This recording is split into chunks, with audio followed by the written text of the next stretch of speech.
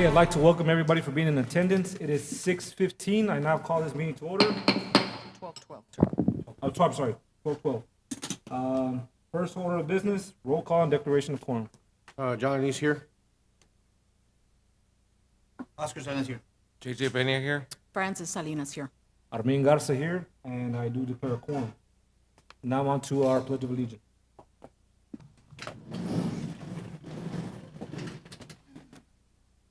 I pledge allegiance to the flag of the United States of America and to the republic for which it stands, one nation, under God, indivisible, with liberty and justice for all. Now with item 4, our superintendent's report. We have one item under the superintendent's report, and that's recognition of La Joya ISD Male Leadership Academy students.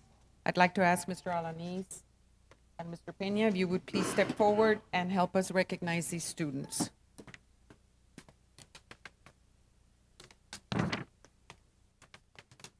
Mr. Ricardo Villarreal, Assistant Superintendent for Student Services, will help us with these recognitions. Yes, thank you. Distinguished Board, Mr. President, Dr. Benavides.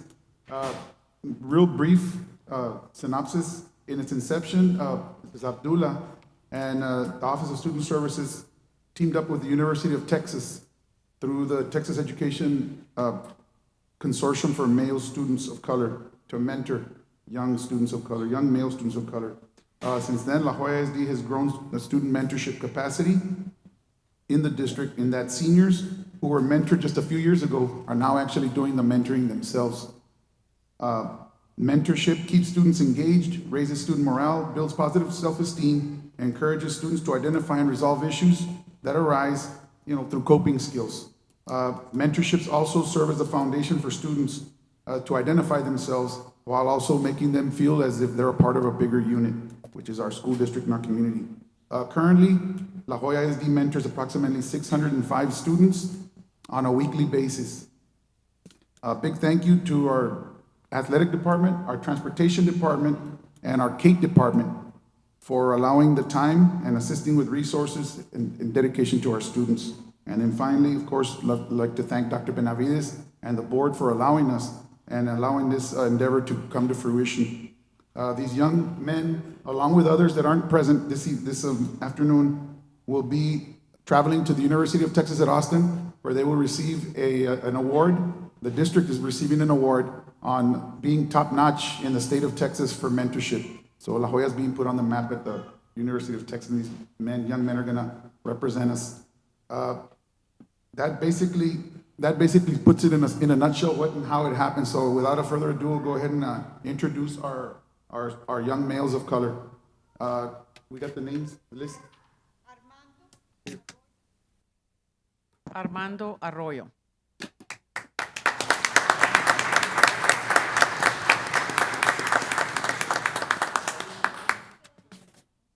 Henry Curry.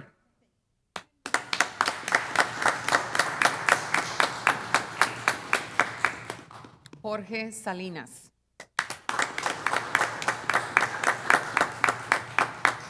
Brian Izaguirre.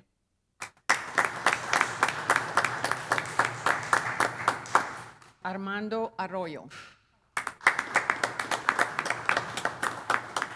Francisco Javier Curry.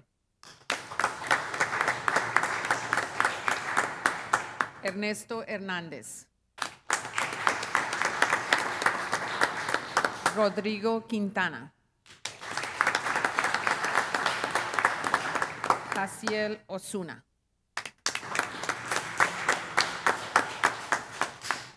Mr. Villarreal and Adriana Villarreal, substance abuse counselor, and Gracie Gonzalez, substance abuse counselor, have helped us with this group of young men that have really, really turned their lives around. So I'd like to have them also join the group.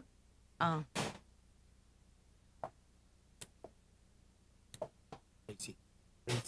missing one name. Cynthia Góngora. I saw 3 people and only 2 names on here. Okay, I apologize.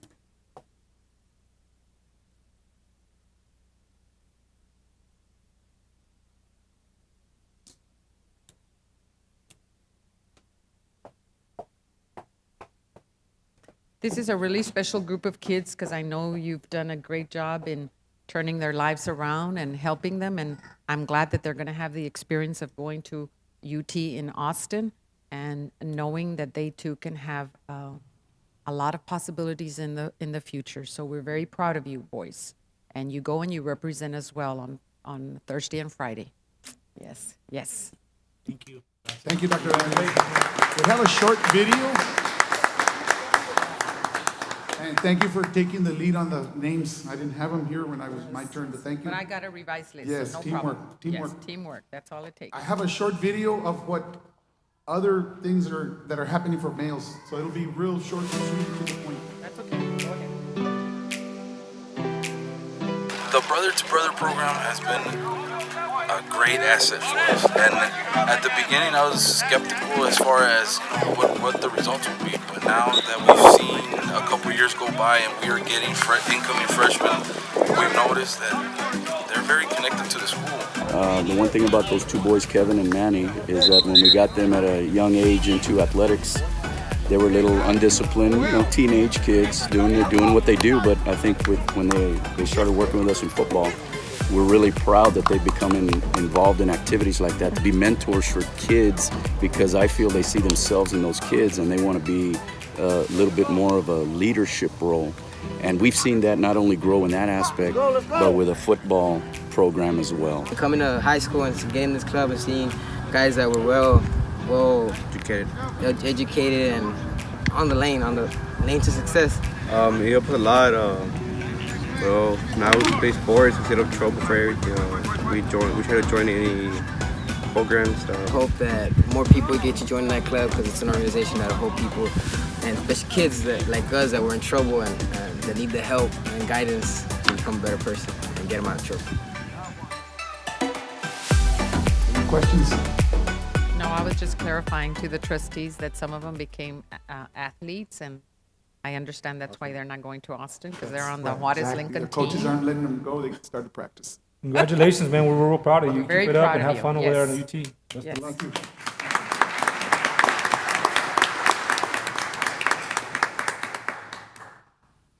That concludes the superintendent's report.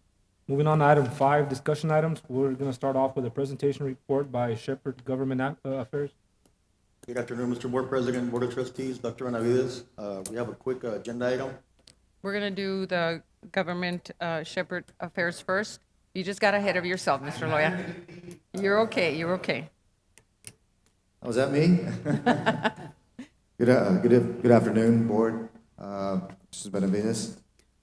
My name is Gus Garcia with Shepherd Government Affairs. Thank you for having us here today. I'll get right into it.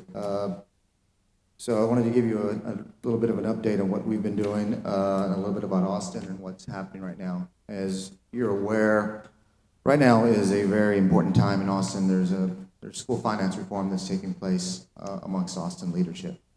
Right now, they feel the school finance system is broken, so it's critical. It's a critical time right now.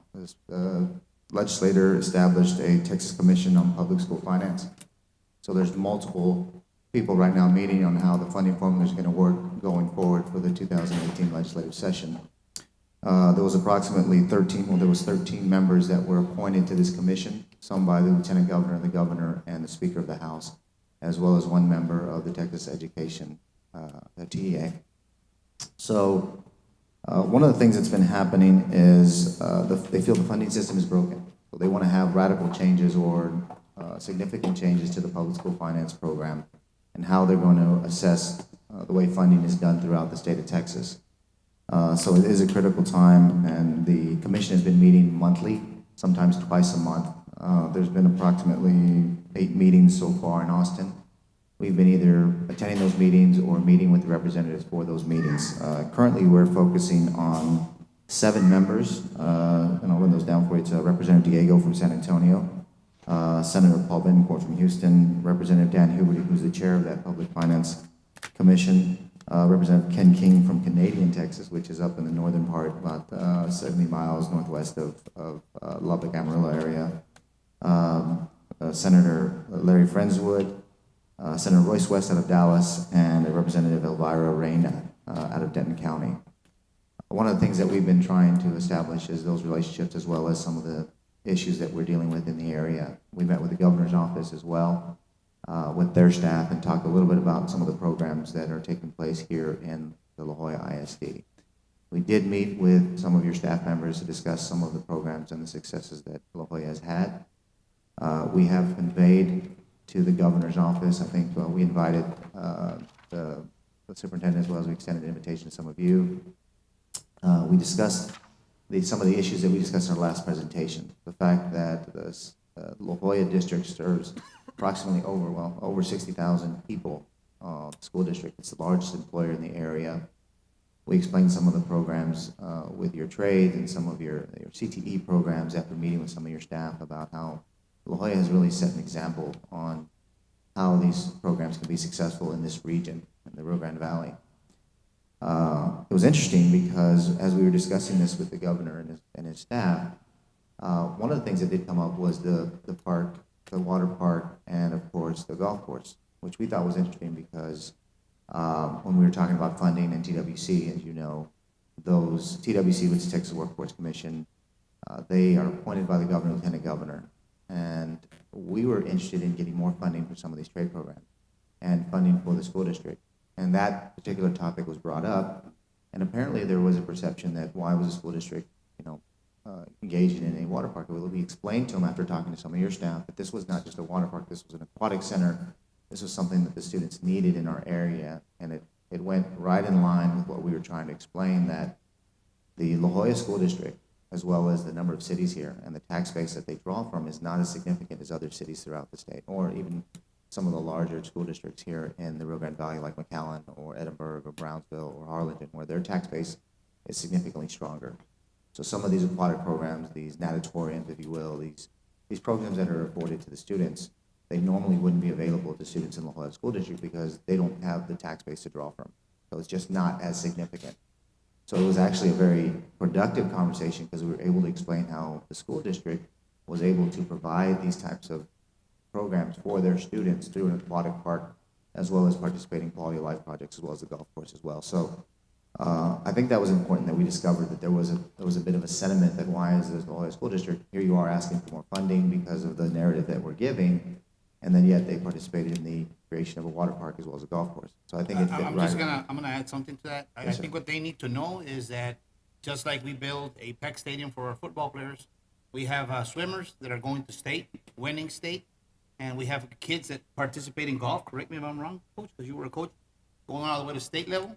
And if we're gonna do one thing for one kid that participates in one sport, then why shouldn't we be doing it for all the kids, especially in the swimming and the golf? I mean, just something that you might add to them. I like Because it. at the end of the day, that's a venue for all our parents and kids to visit, like they've been visiting throughout the summer. Am I correct? Correct. I mean, just something that you might be able to take. Right. I completely agree, but I think it was good that we identified that as I don't want to call it an issue, but that is something that was brought up. It was interesting. But I think that we are going to schedule additional meetings with the governor's office, and I'd like for this board, if possible, maybe attend so we can convey some of those thoughts, because that's exactly what we said, was that as we're here asking for funding and explaining our current situation, it's important that they understand that we have to be creative in getting those types of programs for the students. And so it wasn't just a aquatics park, it was a program for the students and us being creative, so I think that was important. At this point, have you identified any grants that we currently don't have in place that you're looking to procure? So we've identified some of the grants that the grants program that you have, or the grants director you have, that's the one who's setting out the grants or as applying for the grants.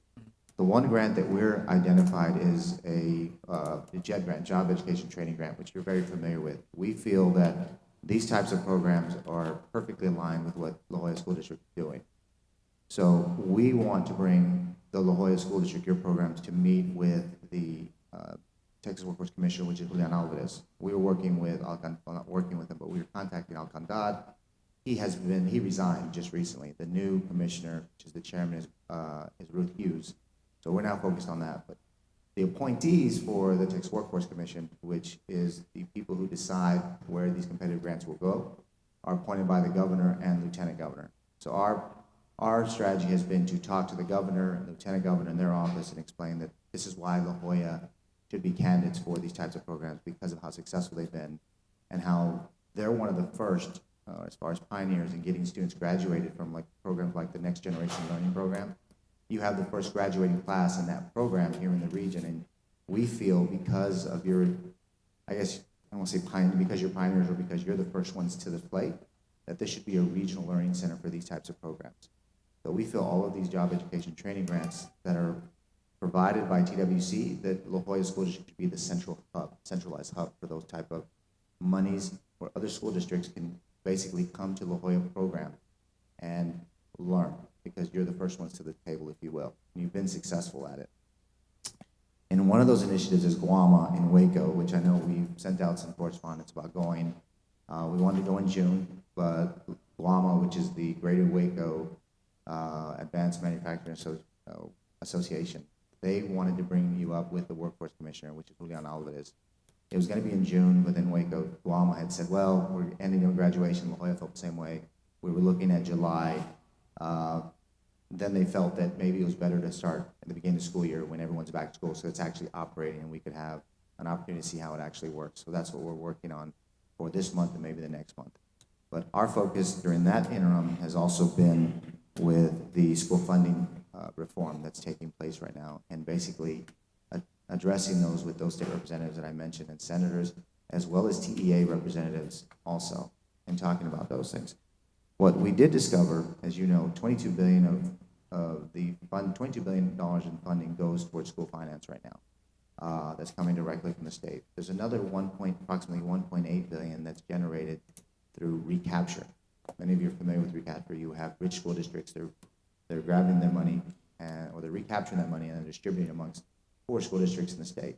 This area, or the Jolla School District, is one of those benefactors of the recapture dollars. What we've discovered is that richer school districts within the state of Texas, they're doing a thing called tax swaps.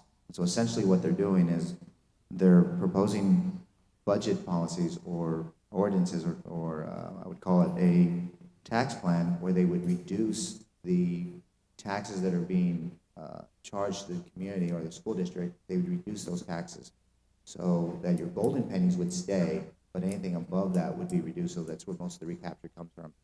And then the city at large is going to increase their taxes and then provide services for those school districts. And so what that would essentially do is, since the city is not subject to recapture, or their tax fund dollars are not subject to recapture, it would reduce the amount of recapture dollars that were being generated from the richer school districts, essentially reducing the amount of money that would go into the Austin funding program, and therefore reducing the amount of funding that would go into the poor school districts. So there's been a push for those type of initiatives in these richer school districts, which we're very concerned about.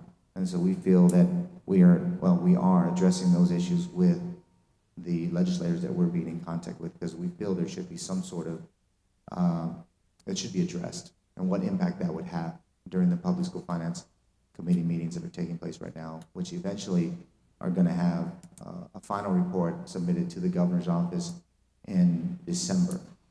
And so we would like, during the next 4 to 5 months and through legislative session, is to have this school board come up and speak and testify as to what impact that would have, as well as develop our legislative session with the school board and with staff to address some of those issues. So we want to start working on the legislative agenda with the district and your designees, which would be the superintendent's panel, and along with that strategic plan that we've been discussing, and along with the grants and programs through TWC that we feel are going to be catered or more aligned with what you're doing here in the La Jolla ISD School District.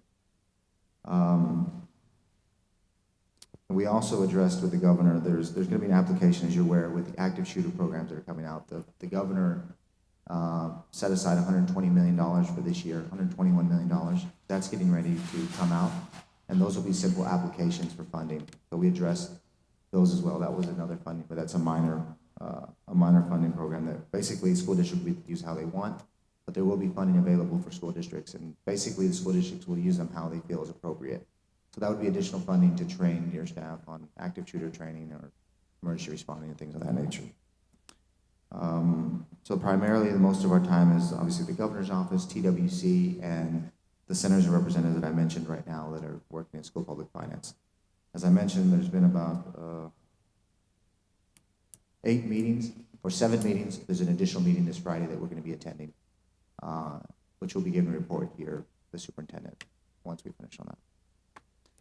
Thank you, Mr. Garcia. One of the things that I would like to add to what Mr. Salinas said, and that's the reason why our water park is not named a water park, but it's a sports and learning complex, because it's about providing additional opportunities for kids and producing well-rounded kids that are going to be successful in life. And that may be a good point also to make note of. And then we need your help in helping us secure additional funding for bringing more experiences to our kids, and for you working closely with Mrs. Leal. We know the grants that are out there, and we're applying for them, and we're doing our best to get them, but we need your help to identify additional grants so that we can expand the opportunities that we provide to our kids. So thank you very much for your presentation. Thank you. Thank you. Okay, moving on to number 2 in our discussion items, update on the LED lighting project. Back again. Now it's my turn. We have a quick LED update. We have Mr. Cody Glover from PSI here to give us the update.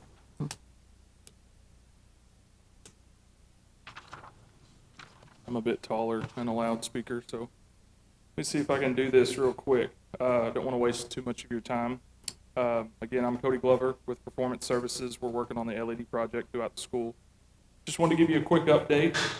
The list of schools you see in front of you are all that's remaining between us and the finish line. We predict about 6 to 8 weeks we'll be done with this list. And besides, and this is just the interior of the school, all the exteriors, all the parking lots, stadium lot, all that stuff is done. We're just working on the interior. So beyond this list, I just wanted to show you some pictures. Some of these pictures are kind of hard to judge because even though they say picture's worth 1,000 words, with LED lighting, you see it with your eyes more than the picture. But we'll run through these before and afters real quick. A lot of the time you see the color on the walls just a different color because the soft white pad makes the color on the walls and the floor look different. A bright white we have now.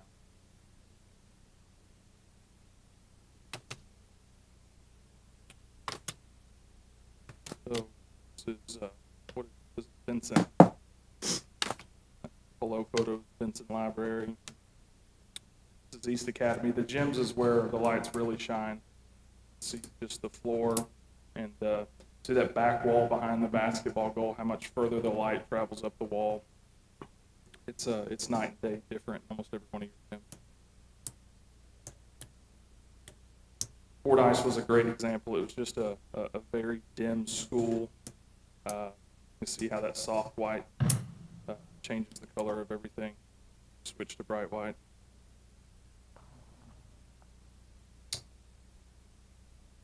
Mendiola Gym. Again, if you look at that back wall where the red is, you see how much brighter it is. In person, it's that much more brighter.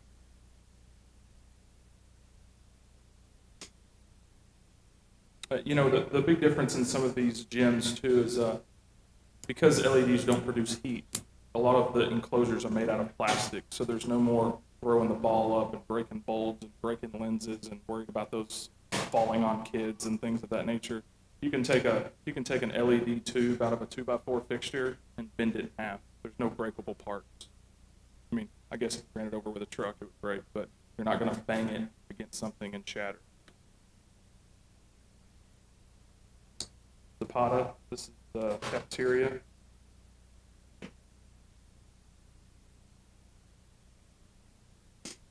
Zapata Gym.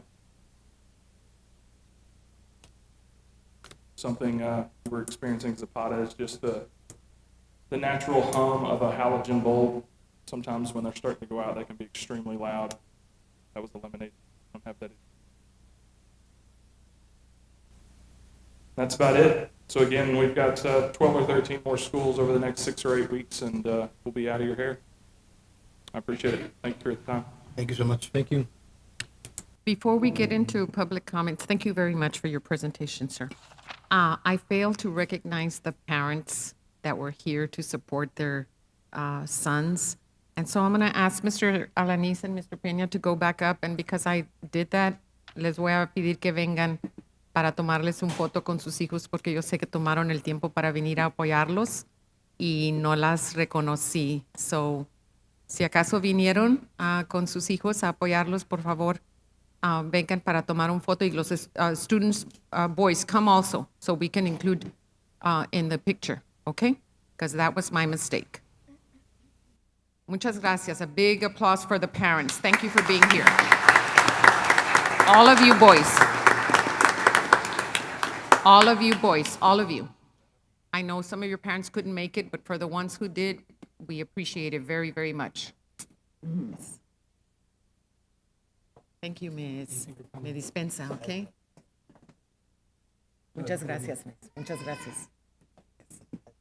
Okay, ladies, quickly. One more, andale.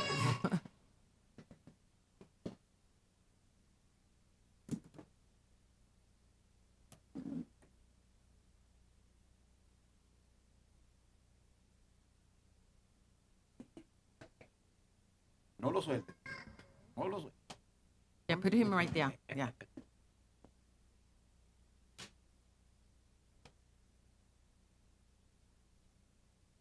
I know it takes an effort, and I appreciate them coming, and I apologize, yes.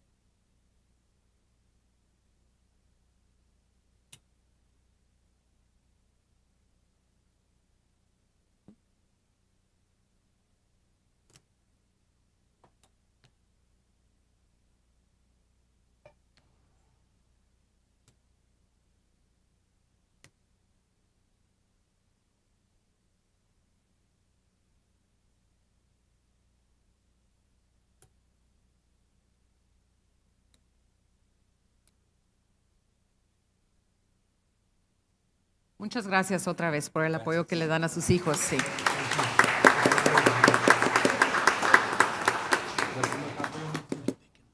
Thank you. I'm proud of you, mijo. Okay, we're moving on to item number 6, public comments. Do we have any public comments, Doc? No. We have no public comments at this time. We'll be moving on to item number 7, consent agenda. Can I entertain a motion? So move. I have a motion. Can I entertain a second? Second. I have a motion and a second. All those in favor signify by saying aye. Aye. All those opposed, motion carries. Moving on to business and finance, item 3. Set the day and time, place for a public meeting to discuss the 2018, 2019 budget and 2018 proposed tax rate. This is just a required announcement that our public hearing will be held on August 22nd, 2018 at 5:30 PM here in this building, as required by law. Need a motion? Yes. I have a motion. I got a motion by Mr. Salinas. Can I get a second? Second. I have a second by Mr. Peña. All those in favor signify by saying aye. Aye. All those opposed, motion carries. Moving on to item number 4, acceptance of substantial completion of the La Jolla ISD LED lighting project, various sites. Can I entertain a motion? I have a motion by Mr. Alanis, a second by Mr. Salinas. All those in favor signify by saying aye. Aye. Motion carries. I have item number 5, termination agreements between La Jolla ISD, Air, Wind, and Solar, and Eco Electrics. I have a motion by Mr. Alanis. Can I entertain a second? No second. I have a second by Mr. Salinas. All those in favor signify by saying aye. Aye. All those opposed, motion carries. Moving on to instruction and student services. We have another item, and that was an addendum for item C. And the addendum is, Item C, business and finance. Item number 6, order of general election for the La Jolla ISD School Board to be held on November 6th. So move. I have a motion by Mr. Alanis. I'll second. I have a second by Mr. Salinas. All those in favor signify by saying aye. Aye. Aye. All those opposed, motion carries. Moving on to human resources. Item number 1, 2018-2019 new teacher and hiring schedule and salary increase for teachers, librarians, and nurses. So move. I have a motion by Mr. Salinas. Can I have a second? Second. I have a second. All those in favor signify by saying aye. Aye. All those opposed, motion carries. Mr. Gonzalez, I would just like to add, Dr. Trevino, if you could look into what librarians get paid in other districts, because I know that one of the things that we're emphasizing is that we make sure that our kids read every time our test results come in. And if it's to my understanding, I think they get paid as teachers, and some of them have a master. So if you can just please get that. Also, I'd like to touch on that point. I know we kind of skimmed through it kind of quick, but we're very proud of La Jolla ISD to be the top paid employers when it comes to teaching here in this side of the valley. So we're very, very proud of that fact. Thank you for the administrative team and the school board for that. Moving on to item number 2, 2018-2019 administrative guidelines, employee compensation plan and pay plans. I have a motion by Mr. Salinas. Second. And a second by Mr. Alanis. All those in favor signify by saying aye. Aye. All those opposed, motion carries. It is 12:43. We are now moving into executive session. Codes. Pursuant Government Codes 55074, 551072, and 551071.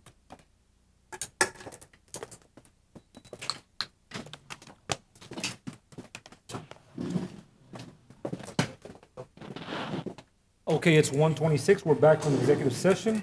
Mr. President, I'd like to make a motion under letter H, personnel, items 1, 2, and 3 is discussed in executive session. I have a motion. I have a second by Mr. Alanis, a motion by Mr. Salinas. All those in favor signify by saying aye. Aye. All those opposed, motion carries. Can I entertain a motion for adjournment? I'll I have a second. motion and a second. All those in favor? Aye. Aye. Motion carries. Meeting adjourned.